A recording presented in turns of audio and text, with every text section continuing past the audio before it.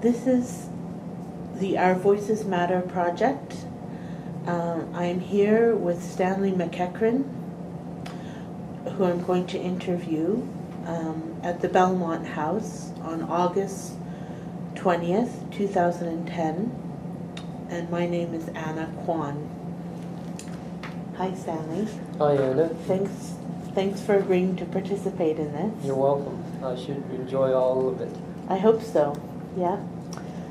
So we'll start with your childhood.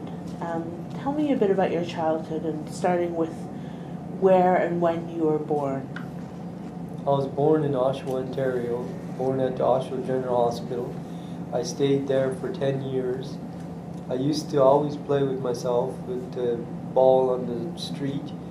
I used to have fights with my brother Angus, and one time I put nails in the end of a stick and shot at him, and that's where I remember most of it. And I was in grade 4. I failed a year when I went back down to Nova Scotia, Mabou, Nova Scotia, and that's where my childhood started. Okay, so you were born and lived in Oshawa till about age 10. Right. Is that right? And how many brothers and sisters did you have? Altogether, I had 7 besides myself in the family. The oldest died at 2 for crib death, and my other sister died at 18 when I was just turned 17. Mm. And the other 2 younger brother and younger sister now live in Truro, while my other brother and my sister live in Ontario. Okay. And were your mother and father both at home, living with you when you were young in Oshawa? Yes. Okay. So what was it like growing up in your family as a young child? Very strict. Mm-hmm. Too strict to be really dealing with nowadays. Like, I remember one time I couldn't tie my shoelace. My father persistently kept on hitting my knuckle to make sure I could tie it right. Mm-hmm. And then he wouldn't warm up the porridge and made me eat it cold. I remember that time.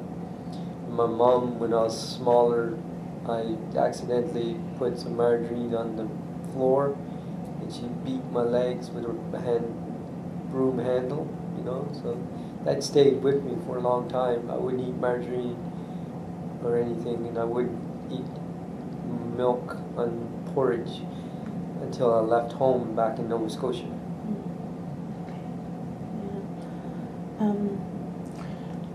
Did you have, actually I should ask, what year were you born, Stanley? I'm not sure. June 11th, 1959. 1959, okay. And what was your relationship like with your brothers and sisters? We're all close. Mm-hmm. Okay. And tell me about going to school. What was it like for you in the early years? It was rough because I used to be a slow learner, and I think I still am a slow learner in knowing things. But once I knew them, I would never forget, you know. So I remember one time my teacher shook the hell out of me, or heck out of me, and I was so scared because I would be Catholic school where we had this sign across with your right hand, and I was signing with my left hand. She got mad at me for that and shook me. So that's all I remember that. Okay. And for my brothers and sisters, I had a lot of fun. Went swimming on the lake because we live right beside the lake, Ontario. And I remember how we had a fort back on the beach where we played a lot with our brothers and sisters. I remember one particular thing in his book I have. I remember I took a bite out of a mud cake muffin that my sister baked. So that's something funny. So I don't know why I did that, but I did. She said it was good, and I believed her. And as a kid, you do believe everything what they tell you. So, and then my other brother, I didn't see him too much. He was helping my dad with the house and that. And my mom, she was looked after us pretty good. I remember back in the winter time, she would give us a mouthful of cod liver oil. Gross. It was a terrible taste, but we never ever got colds, so that was good. So I remember some of it. Okay. Can you tell me the names of your brothers and sisters? Yeah. My eldest brother is Alan. My oldest sister is Cindy. My next sister that died was Dolores. And my oldest brother was Gregory. And my younger sister was Jeannie. And my younger brother was Angus. And you mentioned the school that you were at in Oshawa. Was it a Catholic school? Yes, it was. St. Philip's School. St. Philip's, okay. And were your teachers nuns or No. priests? Or? No. No. Okay. Just when I went to Nova Scotia, after grade 4 to grade 12, there were some nuns that were there. Not them all, but there were some were. So, how did you feel about moving to Cape Breton from Oshawa? I liked it. I liked it a lot. I remember the time that we did go. We went in a station wagon where 5 of the 7 kids went down to Mabou around July 1st picnic. And that was a funny picnic because the first thing I did was play fish. And I got a prize and everything. Put the hook in there and got a prize. And I remember the person that did that, she was in my class. And I didn't even know her then. I knew her afterwards, after I started going to school that year. Yeah. And your parents had a farm in Cape Breton, didn't they? Yeah. Yeah. I should go back and ask you, in Ontario, did they also farm? No, he's an engineer. I see. Stationary engineer. 3rd class. Right. What was your life like in Cape Breton compared to Oshawa? Did you have to work harder or? No, definitely, yes. Yeah. Didn't have to work at all when we were in Oshawa. I started working when I was 10 years old. I used to whip up the water from the spill of the pump, sweep floors in the house, do chores, like we all had to do a chore in the house. Right. It was all put on a piece of board or on a piece of paper. And by the time I was 13, I was milking a cow, feeding sheep, working in the woods and the weekends, even after school. taking a tree home and cutting it out, putting the pulp wood into a stove area, and making kindlings to start the stove in the morning. And I used to get up at 5:45 in the morning. This when I was 13. Right. When my brother left home, I had to take over. So I did that, and I worked from 5:45 in the morning till 10 to 8 in the morning before we got on the bus to go to school, and then from there just worked all the time. Right. And how did you? How was school? Did you? I was a slow learner. Yeah. I don't know. I found it hard, but every time we did a project, I always got 30 out of 30 or 29 out of 30 in it or something like that. Ever since I was in grade 4, and when I was in grade 5, I said I wanted to go to Australia sometime. And you know what? Can you guess? I went. I know. So. Yeah.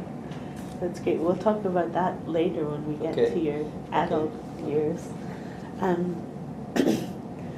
Did you go to any special classes in school? No. Okay. And do you remember any of your friends from school or your teachers especially well?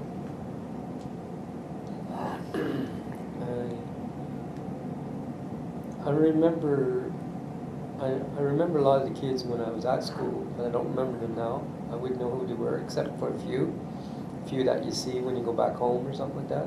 I mean back in Cape Breton. And my teachers, I had Sister McKillop, she was a nice teacher, grade 6 teacher. James St. Clair, he was a nice teacher. He's my grade 12 teacher, English teacher. And Sister Nash, she's my biology teacher for grade 10 and grade 12, biology. And Daniel, what was his last name? Can't remember his last name, but he was a teacher. He's a young teacher. He kind of was a good teacher. And other teachers. Mike McDougall was a good teacher. He was a good teacher. He's for history in my class. I didn't make a mark on it though, because I failed. Okay.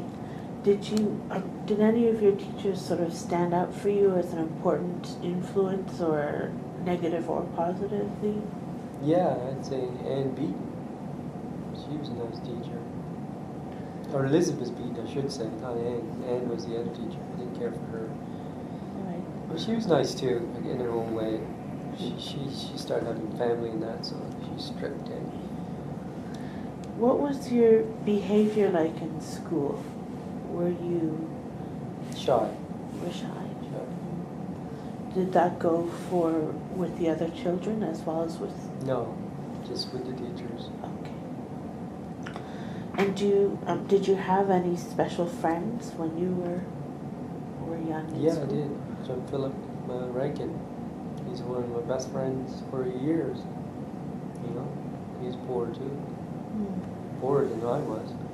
So are you saying your family didn't have much money when you were growing up? No, it went all into the farm. In a new house. We had a new house too, besides. Yeah. And how did, you mentioned that you did a lot of work on the farm as a young person. How did that affect you, having to, work hard? Good work ethic. Mm-hmm.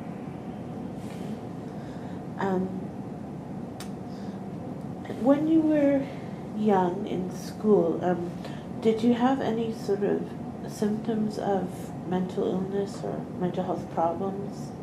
No, I must tell you one thing that did happen to me. At 13 years old, I attempted suicide. I don't tell too many people this, but I want to get it out now because it might help people. Is the fact that I was so scared of my dad because his fist would probably plow you through the wall. And I took poison and I drank it, and I was sick in bed all that day. Nobody knew what was wrong with me because I broke a tap. and down the stairs. I didn't want to tell anybody. I was just too scared because I thought I'd get a hit. You know? So that stayed with me until 10 years ago. Right. You know, that's a long time. Yeah. Wow. I got rid of it anyways.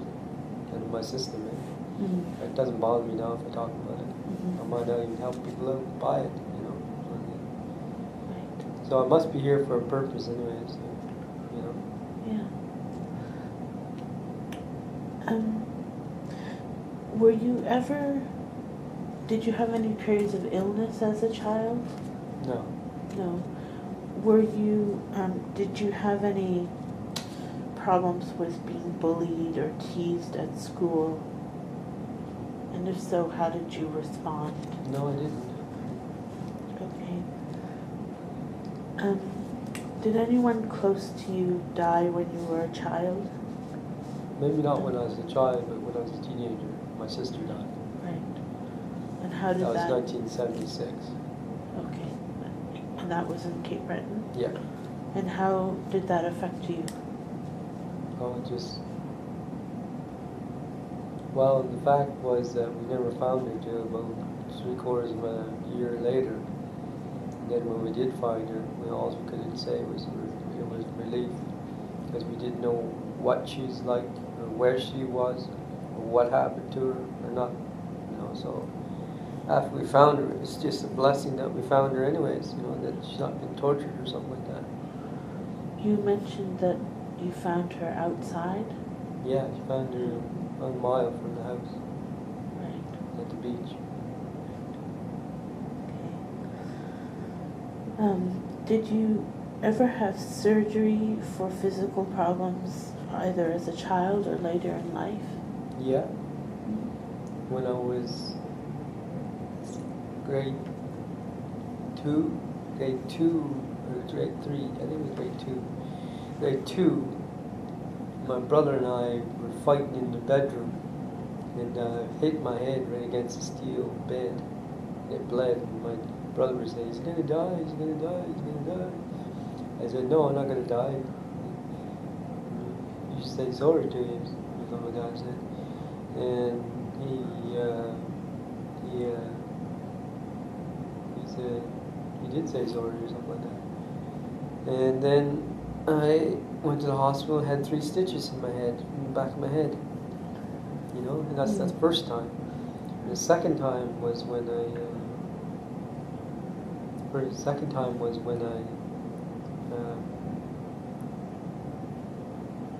it's the second time or third time, one or the other. It's pretty close together. And I hit my brother was fooling around the branches when I was cutting in the woods. And I got 3 stitches on my left hand.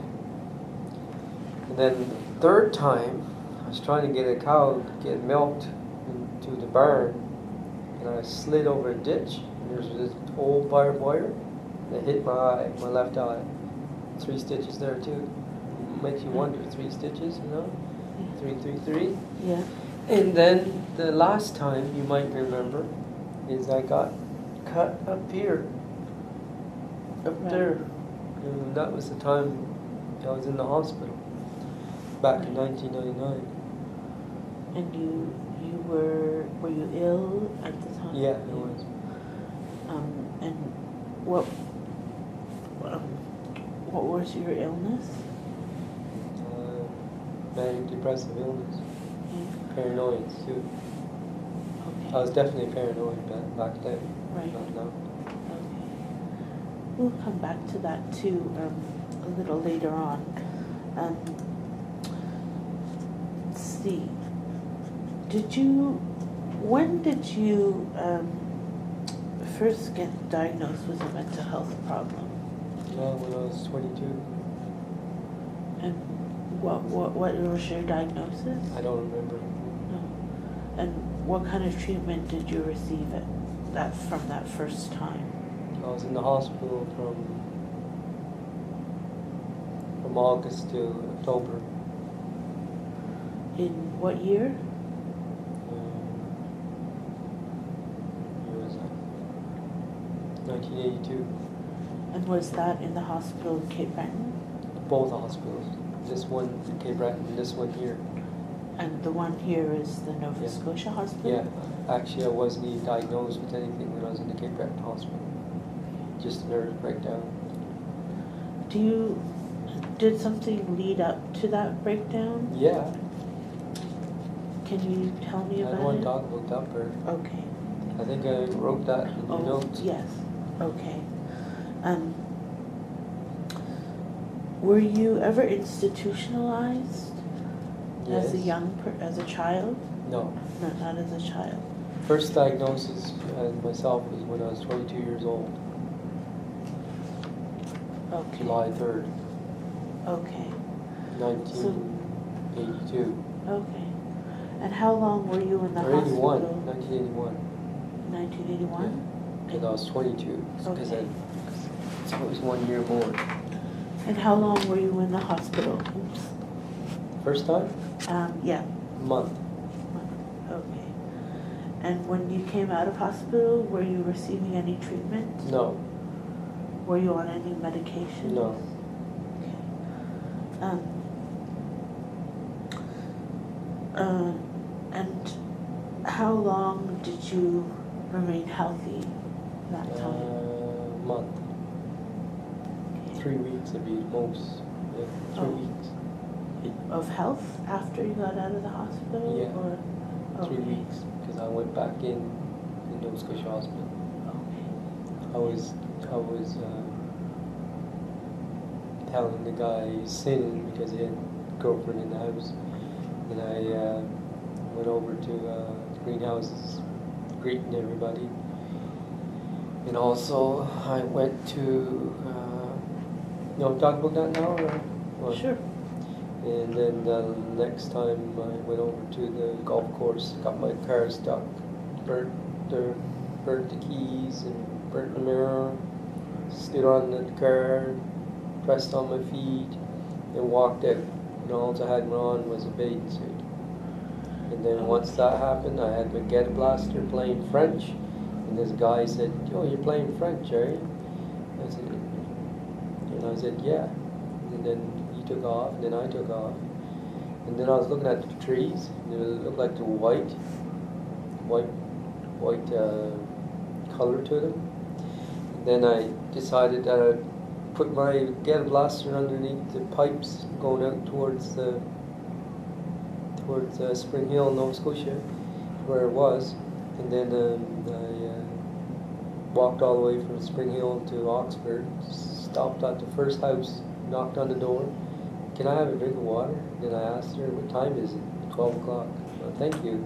Sorry to bother you." And I walked all the way to Streets Ridge and didn't even sleep. Almost for 4 days I never slept at all, And then I went to Amherst, told the people there that they're crazy and everything else like that. Get out. And they said, "We'll call the cops on you." The cops came and I fled out the door. They took me to the station, couldn't find anything wrong with me. So they let me out, go outside the town. And then I saw this guy with a trailer, and I was telling him nothing but chicken, throwing rocks at him and stuff like that. It's my boyhood that I was thinking of somebody that I knew back in Oshawa that had triggered my mind. The same thing, and I thought it was him. The guy reminded you of him? Yeah, or that's you right. thought he was him? Yeah, I thought it was him. So he took me to his place. He gave me my second beer that I had. And the first one was just that morning. The guy said, "Do you want a beer?" I said, "What?" He said, "Do you want a beer?" I said, "Yeah, okay." And so I got myself intoxicated by one beer. And then I left there, and the cops came, got me, and they took me to Nova Scotia Hospital. Okay. So I'm going to have to back you up a little bit to make sure I get the timeline correct.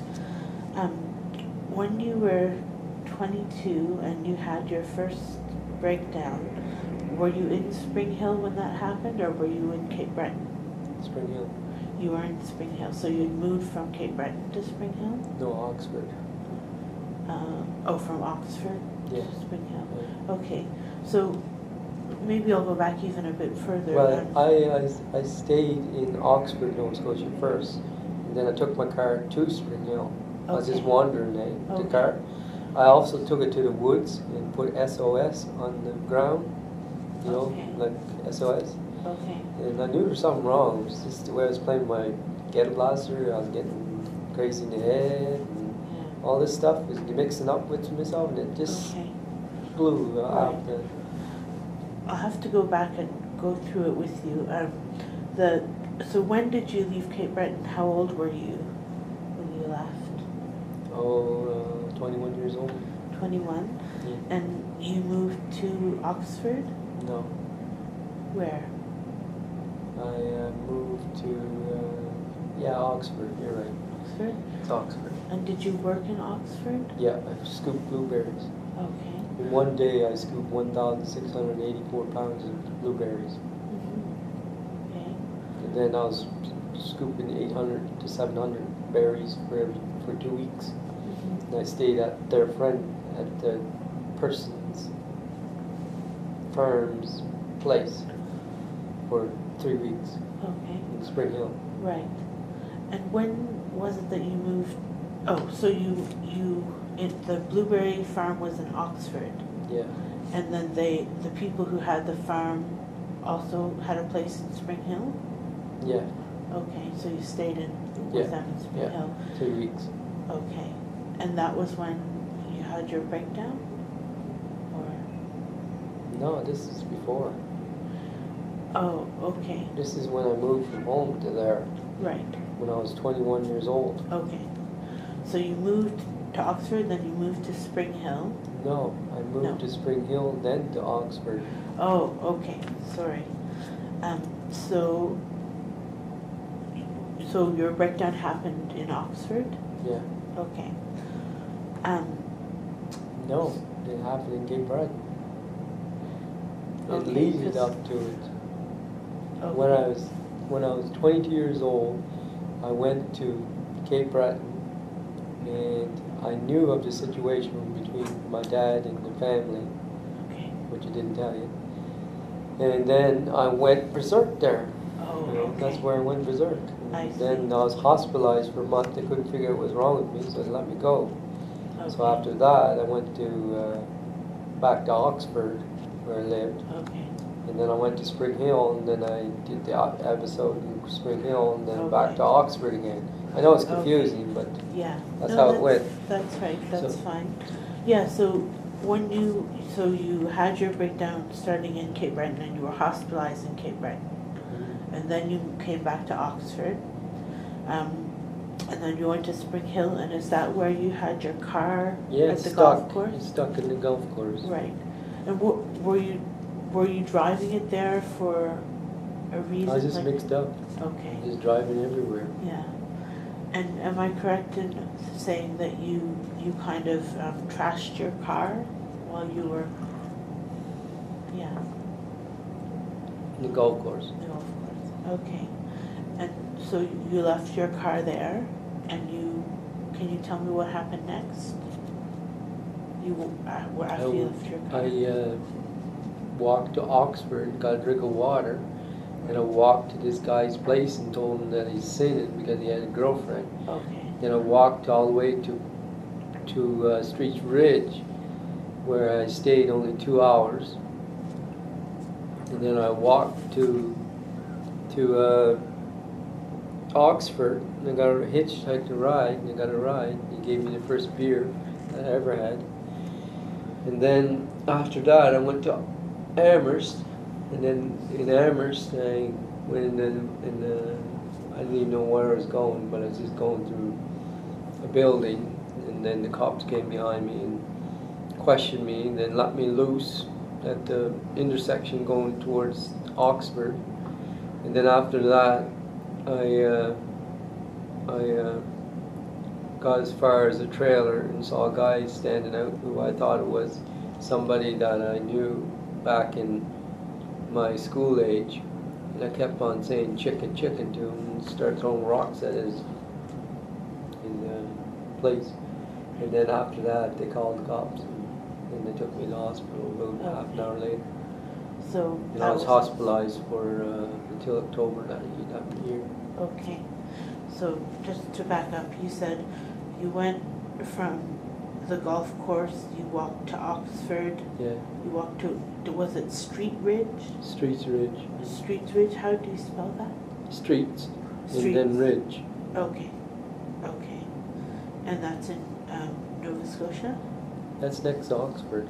Next to Oxford, okay. And then you made your way to Amherst. Yeah. And that's The where next day. Yeah. And that's where the cops Saw me and took me to, didn't even arrest me really. They never took me in handcuffs or nothing. and they let you go. And then what happened next? What do you mean? Well, after they let you go at the intersection, I stopped at the trailer court and started throwing rocks at the place, and I was down here chicken. And then they came back and took me to Oxford, and Oxford took me to the hospital. okay.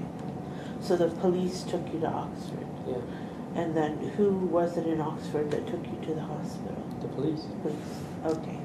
And so that's when you ended up in the Nova Scotia hospital? Yeah, for the first time. Okay. And what was the date of that? Do you remember? I don't remember. August sometime. Okay. What, you remember the year? Yeah, in 1982. Okay. So how long were you? 1981, I mean. Okay. I always get that mixed up. Okay. Yeah. And how long were you in the Nova Scotia hospital? Well, from August till November 11th. Okay. And what was it like in the hospital for you? Scared. You were scared? Yeah. Why? I called my sister up every night just to say hello. She said, it's okay, you're going to be okay. I did that I remember that phone number just like I remember it now. Right. 895-3596. I remember that number. Mm. And if it wasn't for her, I probably wouldn't be alive today. Which sister was that? My younger sister, Her name? Jeannie. Jeannie. And why were you scared in hospital? What scared Well, you? first of all, I didn't know anybody.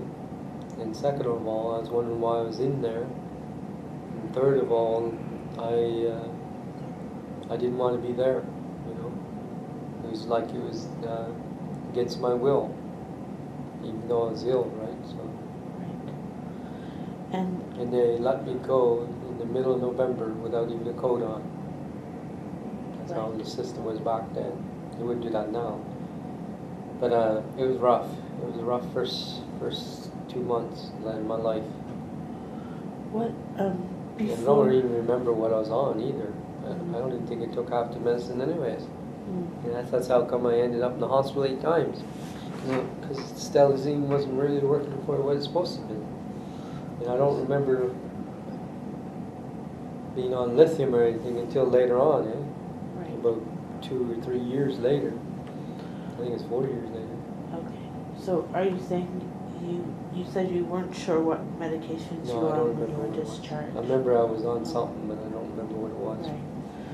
And where They did could you find that in the history of my medical, you know, if they wanted that bad. So I don't think that's important. And what happened? What did you do after you were discharged? I still worked in greenhouses. In the Halifax-Dartmouth area? No, in Oxford. In Oxford. Okay. So you moved. Did you move back to Oxford, or I mean? I lived there. You had a house or a place there. I had a place at an old age home. Okay. You lived in an In the old age attic. home. Okay. So was it rented or you Huh? rented it? Yeah. Okay. No, I didn't rent it. I boarded. You boarded. Okay. $35 a week for Okay. board and for room and board. Right. And they're nice people too. And I Okay. fitted in with the old people too. Yeah. And make them laugh and everything. Oh. You could probably do that now. So how long were you back in Oxford for? You can I don't look in the remember. book if you want. I guess I'm I wondering, think like, it's a year. yeah. It was a year that I stopped Okay. taking my medicine. Okay, so you were on some medication and you were taking it, and then after a year you stopped taking it? Yeah. Okay. Okay. I'll let you find the page.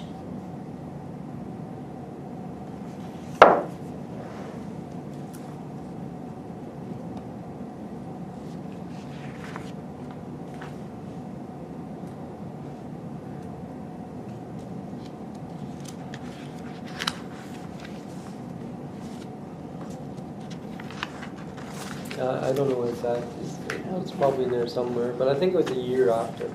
A year, okay. That you- Consecutively until I was put on, what was that drug called? Stelazine and how you say that? Chlorpromazine? How you say it? Chlorpromazine? Chlorpromazine, yeah. I was put on that when I Okay. was in Australia. Okay. Yeah. That's the two drugs I was on. And then lithium when I was 1985. I was put on lithium just before I arrived in Australia. Right. So, when you went back to Oxford after your first hospitalization, you were working in greenhouses again? Yeah. And for about a year, it sounds like you were healthy, is that correct? No, I was sick all the time. Were you? I couldn't work in the greenhouses anymore, but they let me stay. Okay. And what happened after that year? Stopped taking my medicine. And what happened then? Hospitalized. Okay. Which hospital again? Nova Scotia Hospital. Okay. So how was your second admission to hospital? Was it any different than the first? No difference. Do you remember how long you were there for? No. Okay. And do you remember when you got out? No. Okay. Did you ever have any other kinds of therapy in hospital or out, like Yeah, talking therapy. talk therapy? They Yeah. thought I was the doctor. Where was that? The Nova Scotia Hospital. Okay. Also in Amherst too. I went to day hospital in Amherst When was that? back in let's see, 87 I think, Okay. or 85. Just Okay. before I went to Australia. Okay. So between 1982 and 1985, were you hospitalized several times? Yeah. Okay. Always at the Nova Scotia Yes. Hospital? Okay. Day hospital in Amherst, what was that like for you? Good. I liked it. Talk to your problems and talk about other people's problems. Give each buddy encouragement. Eat down the cafeteria. Go for walks. Go to bowling. And they would pick you up too from Oxford to Amherst, which was good. It's a sad thing happened though. The guy that I used to travel with, he was from Spring Hill. He committed suicide. That was sad for me. Was that during that time period? No, that was years later. When I was in Metro Community Housing, he was in Metro Community Housing too. Okay. Okay. Did you have other times, you mentioned when you were 13 and you tried to commit suicide. Did you attempt suicide at any other times? No. No. Okay. This is going back a little bit too, but when you were in school as a child, did you ever talk to a counselor or therapist? No. Okay. And did you have any side effects from when you were taking stelazine and chlorpromazine? Yeah, my hand used to shake like that. Do you think I was Okay. waving to the crowd or something like that? Yeah. And what about on the drugs that you don't really remember what they were, but when you were first I don't discharged remember. from hospital? I don't remember. Yeah. Okay. Have you ever had any mental health treatments like ECT or? No. psychosurgery? No. No. Did you ever experience any patient rights issues? No. No. Were there any professionals like nurses or doctors or others who were influential or had an effect on you while you were in hospital? Yeah. My own doctor now. Over Yeah. 20 years I've known her.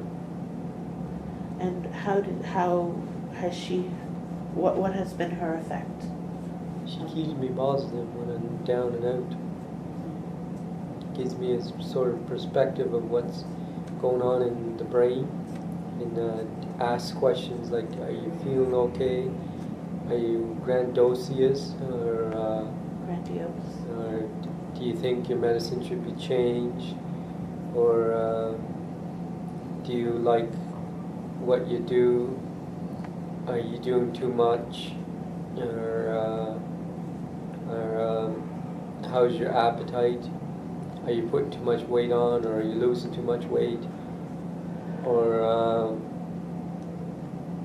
overall, how do you feel about yourself? Do you have full esteem in yourself? Do you do enough to get by? Are you intertwined with other people? Do you know lots of people? Stuff like that. Well, not lots of people, but I mean, you know people.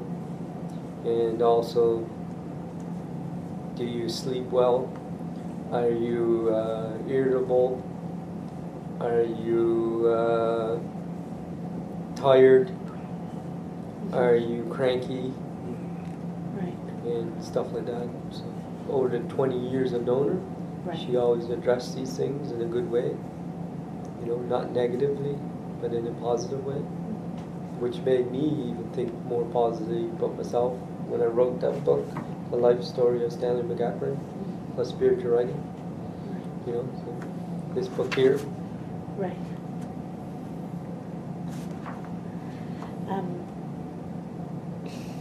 Did you meet any people while you were in hospital that remained a part of your life when you got out? Yeah. Chris Forward for one. And also Dean. No, he wasn't in the hospital. No, that's my dog. I'm staying with. Oh, the Dustin. Okay. And also the other guy, what's his Nathan. Those two stayed my friends. They're young friends, but they're still my friends. And Kevin, I think he was in the hospital when I was there. Used to know him. And any women? Oh, there is one, but I can't remember her name. She stayed friends with me, but not really close friends like the ones I have, as I mentioned. Right. What has the impact been of your experience of mental illness on your relationships with family and friends? Great. The relationship now is a lot different than it was 20 years ago, where I feel I wasn't even on the right medication in the first place. Maybe that's one of the reasons why I stopped taking this stuff. But I must tell you, stay on your medication. Be truthful about yourself. Know yourself, that you can do something for yourself that is important for you, not for what the other person wants you to be. And the importance of knowing yourself inside out is very important. That you can tell yourself, you can talk to the doctors, talk to the nurses, talk to the social workers, talk to your friends, talk to your family and friends, all about it, and then they'll let you know that you're on the right track if you try. Okay. Thank you. So going back to day hospital in Amherst, that was in, did you say 1985? Both times. When I was before I went to Australia and after I went to Australia. Okay. So that's 95 and 96. Oh, okay. So you went to Australia in 95. Okay. So I think we were at 1985. Yeah. So you were in day hospital in Amherst in 1985? Yeah, went to day hospital. Okay. And how long was that for? Oh, about 3 months. Okay. And after that, what happened? I went to Toronto. To Toronto? And what did you do in Toronto? Worked at L'Hotel. And how was your mental health in Toronto? In the greatest. Made it through anyways. Okay. And you, I was actually hospitalized when I was in Toronto. The cause was I was directing traffic. It's in my book. And it's a funny thing, really. I was directing traffic, putting the white cars in the right lane, the black cars in the left lane. And then it was getting dark, and I was going like this for their blinkers, and they're waving to me, thanks a lot. So, you know, that's something funny, really. So, this guy, he got out of his car and started running after me. And the cops came by, they took me to the nearest hospital. I only stayed overnight, that was it. And then they gave me a one-way ticket to Nova Scotia. They knew who I was, just because I don't know how they figured it out. But they knew who I was and shipped me back to Nova Scotia. Where you belong, Stanley, get back there. so when you went back to Nova Scotia, did you go to... I went back to Oxford. To Oxford? Just for... Okay.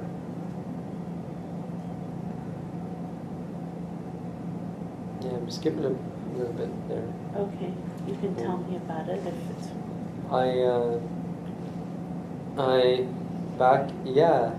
I knew there was a mistake. Back in 1980,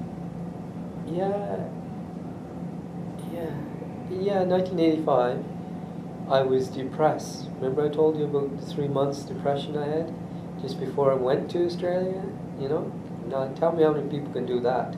Come out of depression, then go onto a plane for 18 and a half hours and go to Australia. Not too many people can do that. And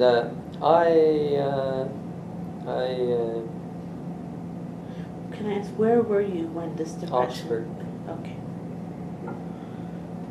So you were 3 months in bed in Oxford. In bed. And... I'd only go out one meal a day, supper time, and go right back to sleep. And was this before you went to Toronto or after? Yeah, before. Okay.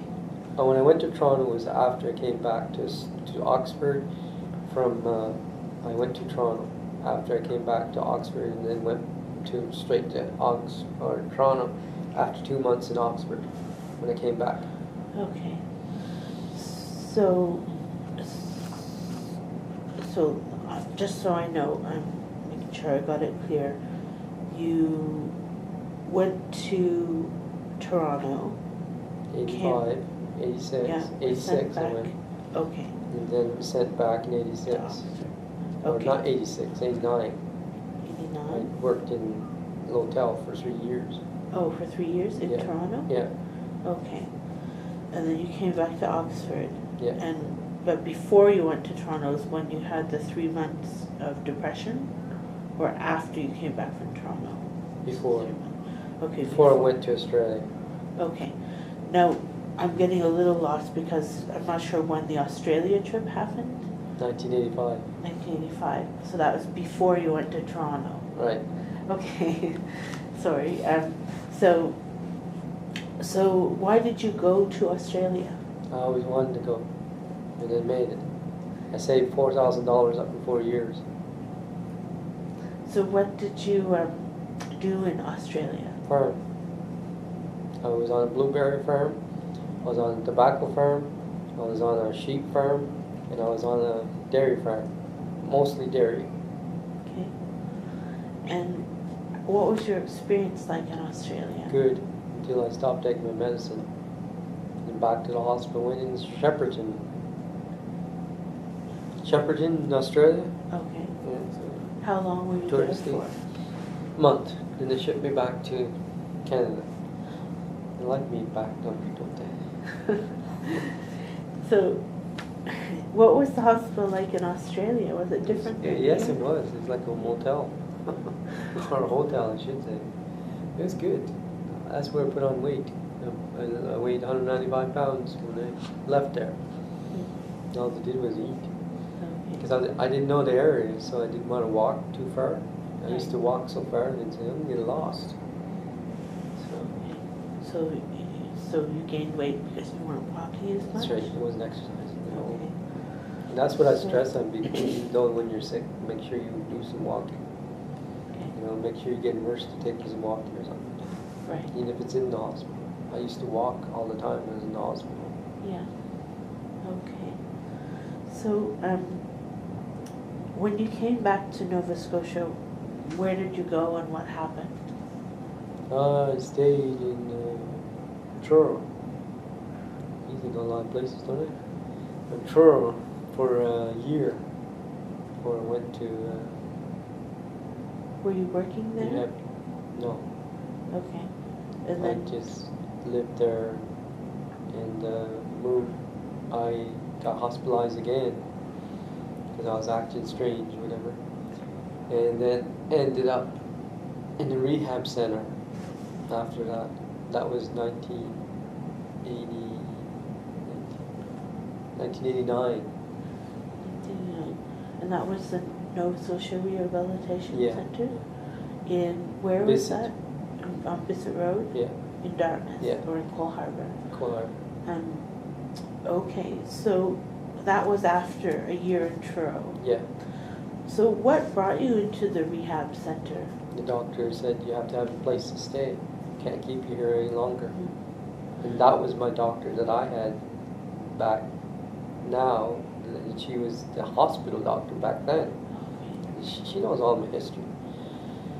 And after that, I was in the rehab center and I practically did all the greenhouse work, practically put a garden in, practically cut all the lawns, practically clean rooms and dust and everything else like that. You know my work ethics.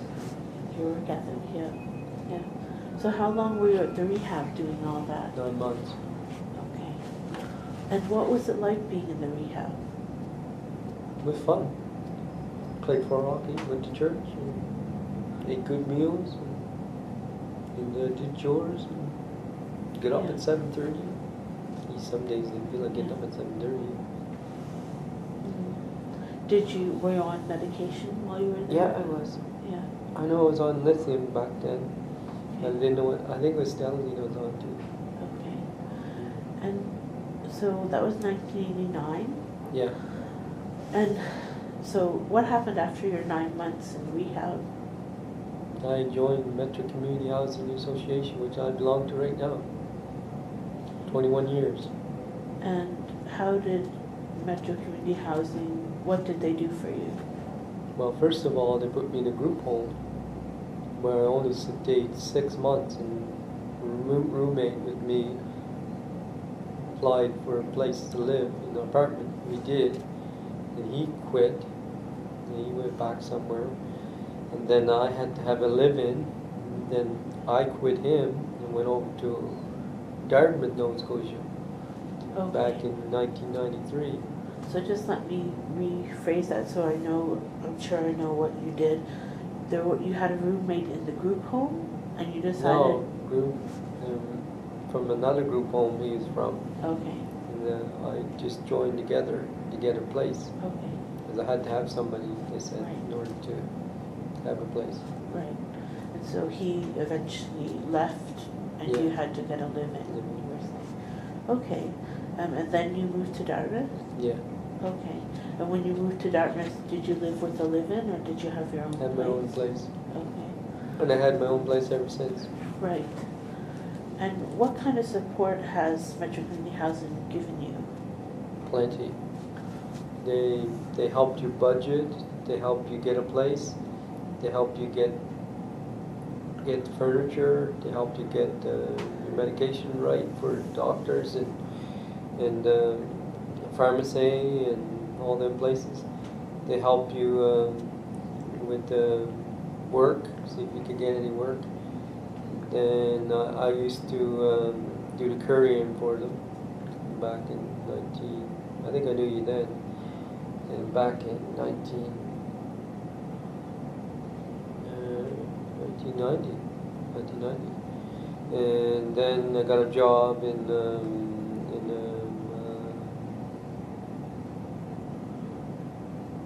super sandwich shop. I got a job there for 3 years. I also was working at the Red Cross as a volunteer job. And then I went to school over in Dartmouth. Went to rehab. I went to Ackley campus. We took up a baking course. Is that the Nova Scotia Community College? Yes. And then after that, I took a cooking course in Options, Nova Scotia, and learned how to cook better than what I used to be able to cook. And as you know, I'm a pretty good cook now, so don't all come at once though. If you want my cooking. And then I stayed in, I was going to Halifax that time, so it must have been 1990. Around the same time I was doing currying. I did currying for about 4 years, or three years I think. Are you saying you lived in Halifax at that time? Yeah, or 2 years I lived there. Before you moved to Dartmouth? Yeah, Okay. and I think I was doing the currying then. Okay. Then I got accepted to college, so I went over to Dartmouth. I don't know if you remember Rosalie Power at the time. She helped me out, get me a place. So. Right. So, that was, what year was it that you took the cooking course at the community college? 1992, I think, or 91, 91 or 92.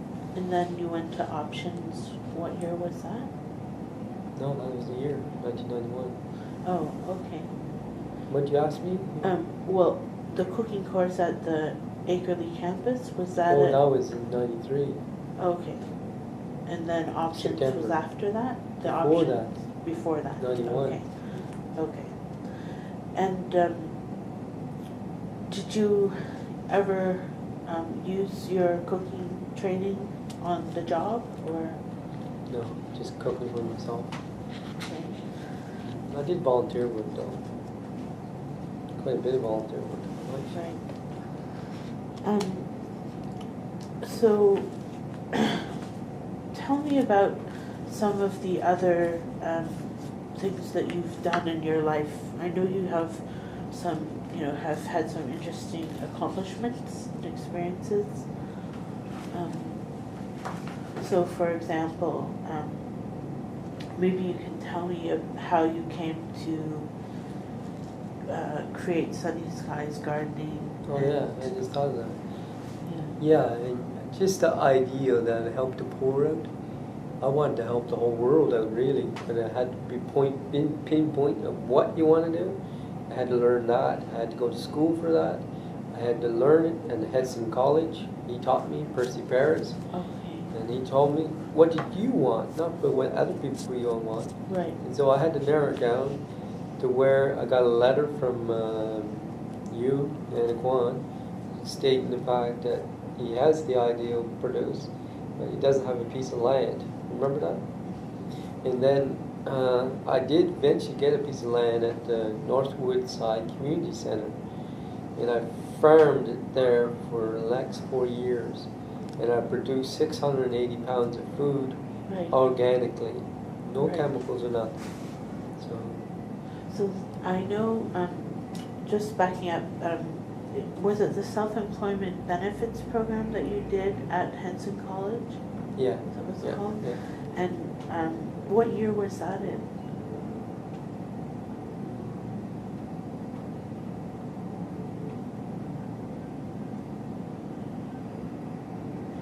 Yeah, you mixed up.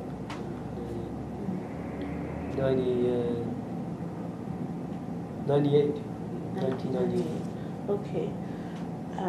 So in 1998, you'd been with Metro Community Housing for how long? Since 1989. 89, okay. 10 years.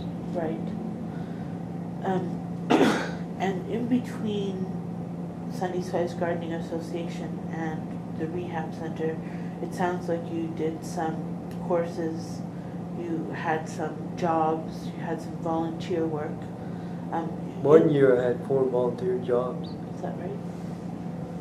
What were they? Thanks.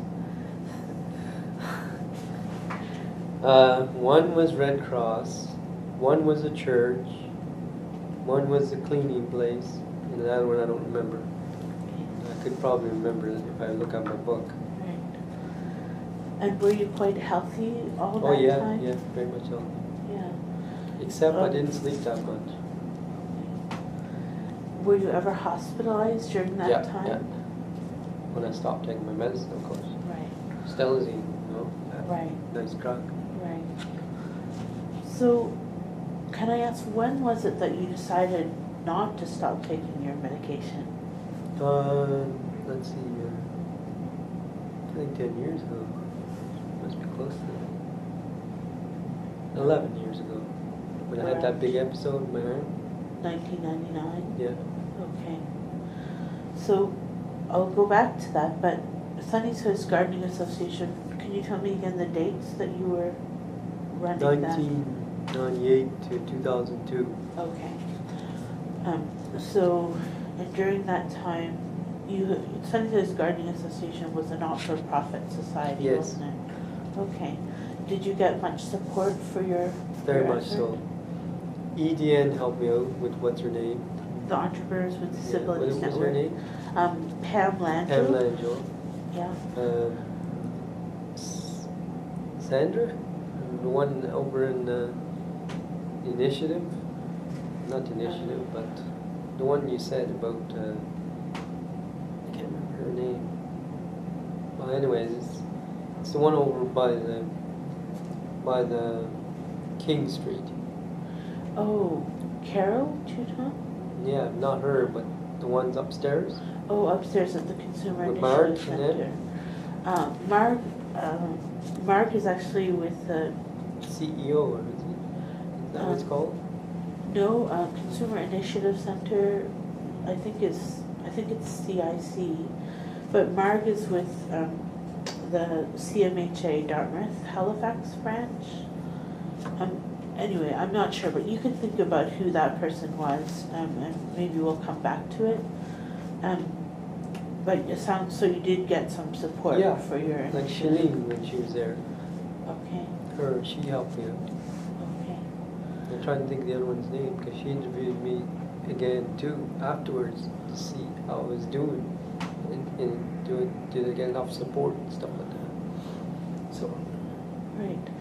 So it was during the time that you had your Sunny Skies Gardening Association that you raised food for the community Right. Was it for food banks? Food banks and soup kitchens. Soup kitchens. And it was during that time that you decided you were going to stay on your medication? No, it was after. After? Okay. So when was that you decided you were going to stay on your 1999. medication? Okay. See, I had the gardening for the time period in between too. 1999, I didn't do it. Okay. In 2002, I did do it. So, So. Okay, I see. So was that because in 1999 you were ill? Yeah. I could have did a garden, but I was in the hospital for 3 Yeah. months. Right. So they thought I was too weak, which I was. Okay. And that's when I weighed 195 pounds. So, how has your life been since that time that you decided to stay on your medication and that you were going to run your own gardening association? Excellent. Really excellent. Yeah. No, hardly any side effects at all. Right. Even the stuff that I'm on now, no side effects on it at all, except that I'm thirsty all the time for lithium. And I have to cut back on that too. So you're on lithium and stelazine now? No, I'm on olanzapine Olanzapine, and is that all? and lithium. Lithium. That's it. Okay. And what kind of other activities have you been doing in your life during that time period from when you decided you were to stay on your medication till now? Plenty. Can you tell me about them? Okay. First of all, when I got out of the hospital, I decided to do the garden again the next year, which I did. I did the garden for another 2 years until I decided that's too much for my head. So I decided that enough is enough for this. And then I took a writing course in college, 2 writing courses. And then I think. Was that at the community college? No, is that Mount St. Vincent University? Yeah. Right. Oh, I know. Gardening. Oh, that was 3 years. I was still volunteering for Red Cross. I kind of forget now what I did in the last 10 years. When did you write your book, Stanley? Oh, that came out 2 years ago. Okay. What is it about and what's it called? It's called The Story of Stanley MacEachern plus Spiritual Writing, and it came out 2 years ago, and it's been successful so far. Just have to buy word of mouth, and I don't have it in a store or anything yet, which I don't think I will, because I don't want to be publicized that much. Anyways, and then I worked at Walmart for 3 months. I used to gag every morning because I get so sick before I go. And what other things I did? Can I ask why you got sick? Was it a physical thing or a psychological? It's physical. I couldn't stand myself being there. Oh. But I made it look like I was fitting in and stuff, but I wasn't. Okay. They treated me really bad there. Oh. Nobody would talk to me unless I talked to them and stuff like that. So the sickness was from feeling like you didn't fit in. Okay. Can we take a break? Yes, we can. This is the second part of my interview with Stanley MacEachern. My name is Anna Quon. I'm an interviewer with the Our Voices Matter project. Stanley, you were mentioning there was a part of your life that we didn't talk about, or your earlier life, when you first left home, when you first left. When I first left home, I had $20 in my pocket for a whole month. And then, just as I was looking for work, this fellow came out and said, "Why don't you come with me? I can give you a meal." I don't know how he knew I was hungry or anything else like that, but he took me to Nova Scotian, it was called the Nova Scotian Hotel, it was called then. And I went with him, and I didn't know he was a pimp. And he fed me a meal and everything like that. And then he says, "You have to go on the streets for me after this." And I said, "No, I'm not going to do that. You take me to a place where I can get employment." So he took me to his area, Spring Hill, and I just sat on the old house that was out there, and sat on there. And the guy came out of the car and said, "Are you looking for work?" I said, "Yeah." And so he gave me a blueberry job. And at the same time, this pimp was still staying in Oxford. He wanted to dress me up in white so he can hook up some nails. Kind of scary, really. And I said, "No, I don't want to do that." And then I got the name of blacklisted my name for that name as a pimps, whatever you call them people. And then after that, I got a job interview in Oxford, Nova Scotia, where he knew that I could get a job at the greenhouses. And he was gay too, right? I didn't know he was gay or anything like that. And he met my boss. And my boss' name was Gay too, right? His name was Gay. And then he said to my boss, "I'm gay too." You know, he's saying that to him. And my boss just looked at him the other way. But after that, I stayed away from him and that. And then he went his way, I went mine. And I ended up back in Halifax again. Kind of a nightmare. Because I remember once when I was in the hospital, I used to blink like this, like to wish all Halifax was gone because of the way I was treated by that pimp. But I overcome it though, you know. When anybody else says something to me, I just say back to them that it's not true, and not that way. And I had plenty of girlfriends to know that anyway, so. So it was when you were, when you first left home at 21. age 21, Yeah. you were looking around for work, and this pimp picked you up in Halifax? Yeah.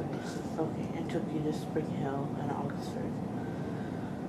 Okay, and how, you said to me earlier that when this man picked you up in Halifax that you were hungry. Is that when Yeah. you were living on the street? Yeah. How long did you live on the street for? A month. A month? I stayed at what's that place called? Where all the men stay in. Metro Training? Yeah. Stayed there one night, just scared. If I can say it, I will. I'm just so scared that I was just, I had to get out of there the next day. So What was scary about it? there's a bunch of old men laying down on the floor. And you're young and that. You're scared someone's going to molest me there too. You know, still was fresh in my mind, right? Yeah. Yeah, so I went through my hell too, so just like Right. everybody else goes through. Right. When you said your name was blacklisted by the pimp, is that what you said? I'm sorry. No, that was by other people that knew him, thought I Okay. was, what do you call those people that are doing the They job? thought that you were A boy on the street for him. a prostitute. Prostitute, Right. yeah. Okay. But I wasn't, I No. told the people that. Right. Right. Okay. Maybe you can tell me about, you started telling me about your life closer to today, your volunteer work, your different jobs. You told me about Metro Community Housing as one of your supports. What have been some other social supports that you've had? My spirituality has helped me a lot. I went to about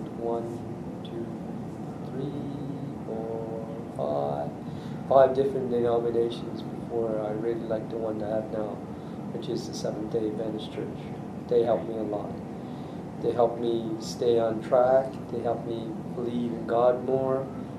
They guide me in things that are good for me. They have fellowship meals, which is very good. And we all contribute to each other in a way that the spiritual life is good.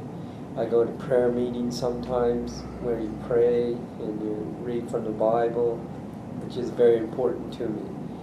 I find since I opened the book, when I first got sick, was the time that I understood what the Bible was all about. It was from the time 1981 to the present time that since I opened the book that I could understand the spirituality of it.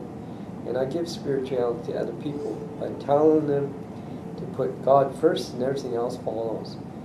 And then I tell people that you can be reached in your matter, you know. And another thing is you can feel at ease, you feel at home, you know, if you just do that. And I find myself just happy now. So happy as I couldn't be any happier. And positive about myself and positive about other people. Putting a positive reaction to other people by giving them advice that's proper, that are good for the soul and stuff like that. You know? And I pray to people too. I mean, I pray for people too. So.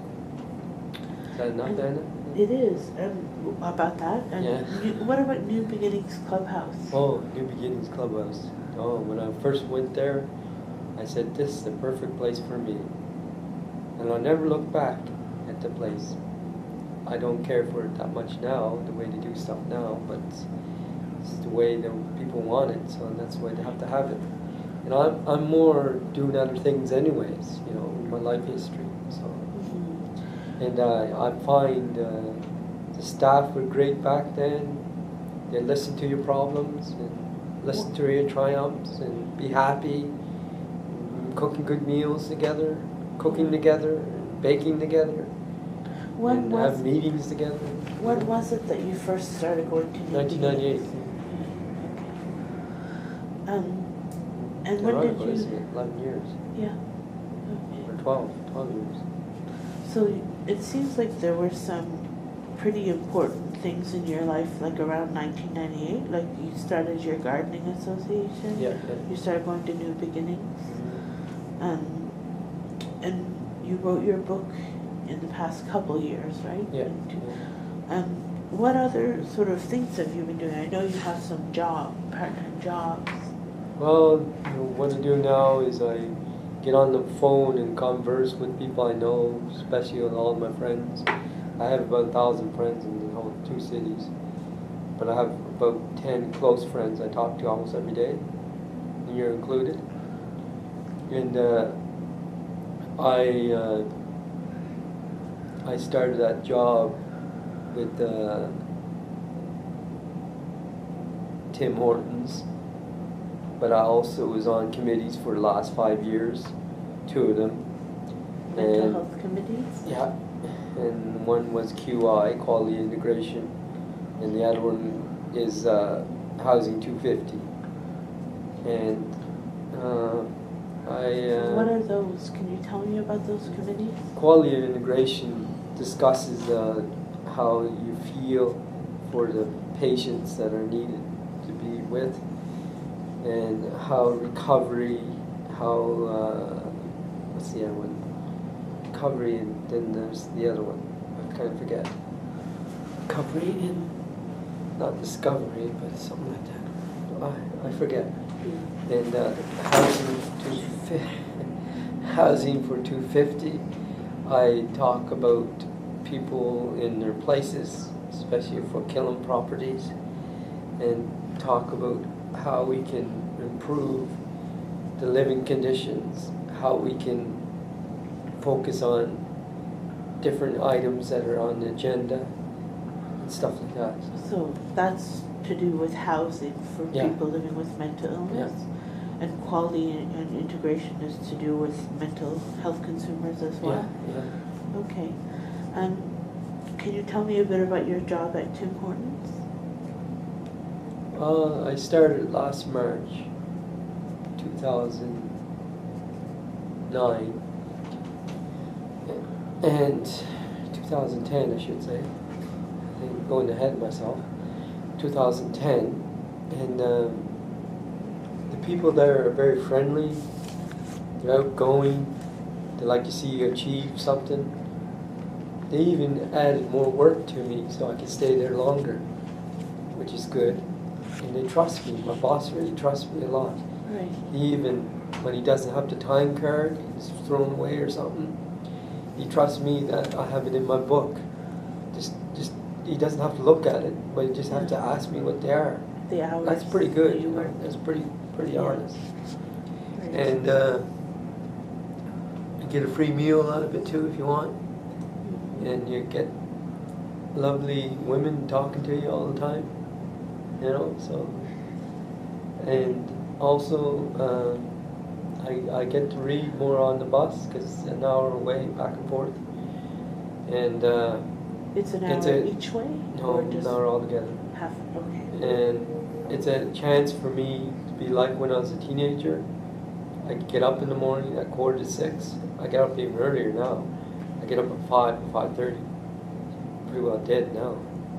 Anyways, I enjoy it there. I hope to stay there for at least 10 years. Because they're always telling me, don't quit, stuff like that. They don't tell me don't quit. They just kid to me and say, we want you back tomorrow. You come Monday, right? You come Monday, Stanley, right? I say, yeah, I am. So. And that was the And it's flexible too. If you want to take time off, you can take time off anytime you want. Right. And what kind of things do you do at that job? Oh, I must make a joke out of this. It's my assistant manager. And the thing I do is I sweep up butts and stuff like that. And, cigarette butts. Yeah. And also garbage, clean boxes, and sweep the pavement, and all that kind of stuff. Take the mud away, take the weeds away, and all that stuff. But she said to me, "You still clean up them wet butts?" Yeah, I said, "Those wet butts, all right." Get it?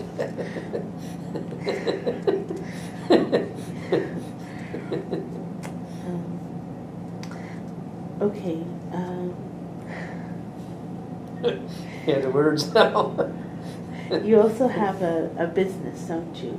Doing yard work? Yeah, Yeah. just volunteer most.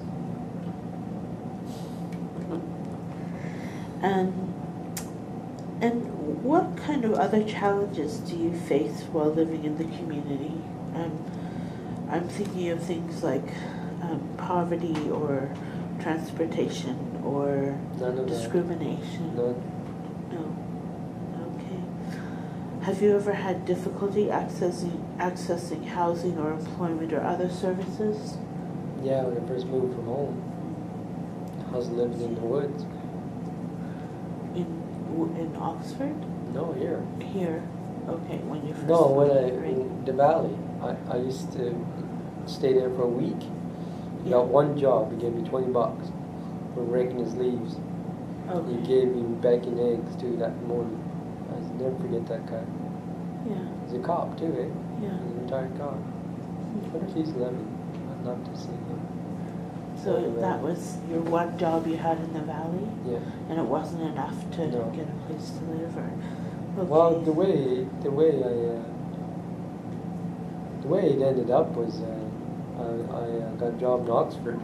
I was living in Spring Hill, and then I moved to Oxford. Then from there, I lived next door. There was an old age home, and the lady that lived in that home that I was in died. And their son said, "You can't stay here." So they came over one day, and she said, "How about you living over here? You're probably like older people and stuff like that." So I lived inside with the same room with stinky old men, if you know what I mean. I don't mean in a negative way. I mean smell and all that kind of stuff, old smell. And that was in Spring Hill. No, it's in Oxford. In Oxford. Okay. So. I moved from Spring Hill to Oxford Okay. So the same year. all right. And Spring Hill was where you lived in the attic of the Yeah, old yeah, folks' home, and then exactly. you moved Yeah. to Oxford. Okay. So, has the way your mental illness been treated changed over time, or have you seen any changes, Yes. positive or negative? What are they? I feel myself as if I don't even have a mental illness. I discovered that that's what is recovery. That recovery can happen to all of us. We just have to get in the right stage where it fits the right foot for the right foot. We have to understand that we have to speak up to what you want in life. Once you do, you can achieve anything at all. And you know what that saying I said before, put God first and everything else follows. And that's what I'm doing now, and I tell you, your life is free. I'm free to do anything I want, you know, in a limited sense, right? So And has your quality of life changed the over quality time? of my life has been so great. I eat better, I sleep better, I feel better, I talk better, I listen better. All those 5 qualities. And you attribute that to Mental health. To your mental health. Yeah. Okay. Have you experienced the stigma of mental illness, and has that changed over time? That's a good question.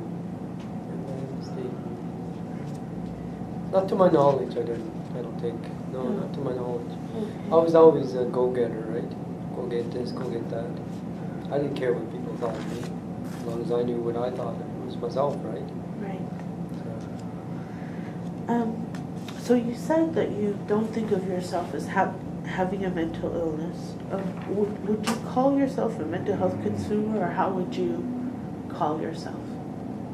I consider myself a healthy person.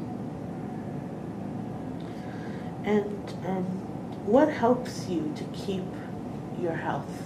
Prayer. Prayer. Also communicating with others, doing this kind of stuff too, which helps. And also intertwining with people that have worse off than what you are, to give a lift to them, to give help for them, to realize that you can take the potential that you have and give it to somebody else that you can have. Right. I also believe that all my friends that I do have, even though most of them are mental health consumers, I don't label them as mental health consumers. I label them as a person what they are. So what you have a label? You shouldn't have yourself derived from it, you know. You could teach each other, which we do, all my friends and myself. We don't say, well, I have mental illness today, I don't think I feel like going to work. They don't say that. They say, well, today's a hard day, but we'll get through it, you know, thick or thin, you know. Starting to write another book now, just by talking to you. Yeah, tell me about your book, Stanley. I know we talked a little bit about this one. And what does this book... This book has two parts in it. The first part is my life history of myself. All this part here. Right. Well, this part here has, more importantly to me, Stanley's Notable Notes by Stanley MacEachern. I have about 35 pages of that. And then Right. I have that again. You know, I have another book then, right? You're writing another book now? No, it's already written. You finished? Yeah. Just have to get it printed again. And what is that about? Spiritual writing. I might put my life history again too. I might. Right. I don't know. And who helped you get your book out? Healthy Minds. Healthy Minds Cooperative? Yeah. Do you know what that is? You don't know what Healthy Mind Cooperative is? Oh yes. No, sorry, I do. Yeah. Is there anything else you'd like to say about your life with a mental illness? What's been hard? What's been your successes? Or, you know, anything important that we've left out? How much time do I have? You go for it. I feel, even though just as well as other people have a mental illness, that they too have a struggle too, but they can overcome it. They can come by overempowerment of themselves towards the maker they believe in. Doesn't matter if you believe in a stone, or you believe in a flower, or a cow, or a statue. Doesn't matter. If you have something inside yourself and you want to let it go out, just do it. Make sure you have a confident mind when you do it. Have confidence in yourself. That's what I'm trying to say. If you have confidence in yourself, you can practically do anything you want. Read my books. Read your book. Compare them. Live it. You know.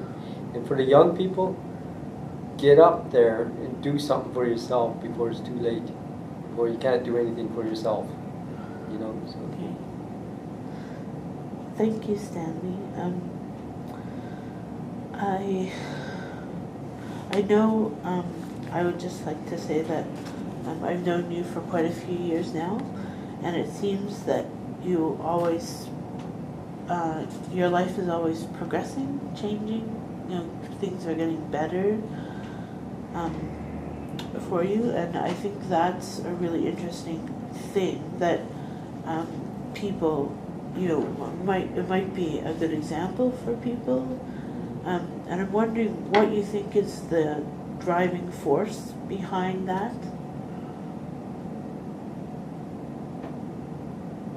I get up in the morning and I look out. You know, it's a beautiful morning. Doesn't matter if it's raining, snowing, hailstone, or sunshine.